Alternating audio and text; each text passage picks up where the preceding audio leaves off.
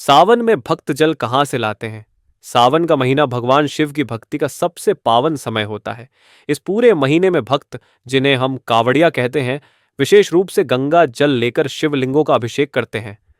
पर सवाल उठता है कि यह पवित्र जल आता कहाँ से है? अगर हम बिहार राज्य की बात करें तो यह महीना यहाँ धार्मिक आस्था, परंपरा और श्रद्धा का अनुपम संगम होता है।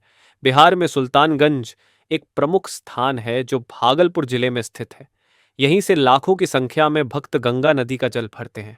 सुल्तानगंज की खासियत यह है कि यहाँ गंगा उत्तर वाहिनी यानी उत्तर की ओर बहती है, जो इसे अत्यंत पवित्र बनाती है। इसीलिए इसे उत्तर वाहिनी गंगा कहा जाता है।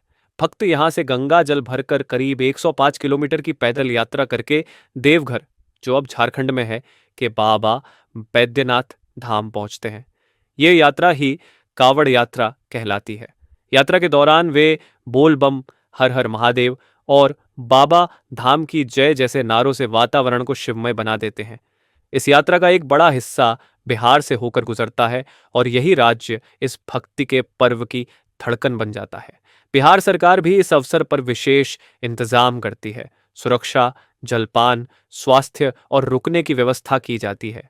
गांवों कस्बों में कावड़ियों के लिए सेवा शिविर लगाए जाते हैं। इस दौरान बिहार की संस्कृति, लोकगीत और आत्मीयता का अद्भुत दर्शन होता है।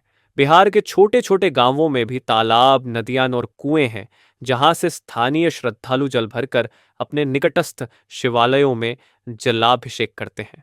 परंतु यदि कोई पवित्र स्थल की बात हो तो सुल्तानगंज का स्थान सर्वोपरि है। इस तरह सावन में जल लाने की परंपरा न केवल एक धार्मिक कार्य है, बल्कि यह बिहार की धार्मिक चेतना, सांस्कृतिक धरोहर और सामाजिक समर्पण का भी परिचायक है। यहाँ भक्त शिव भक्ति में डूबे रहते हैं और राज्य खुद एक विशाल यज्ञशाला बन जाता है।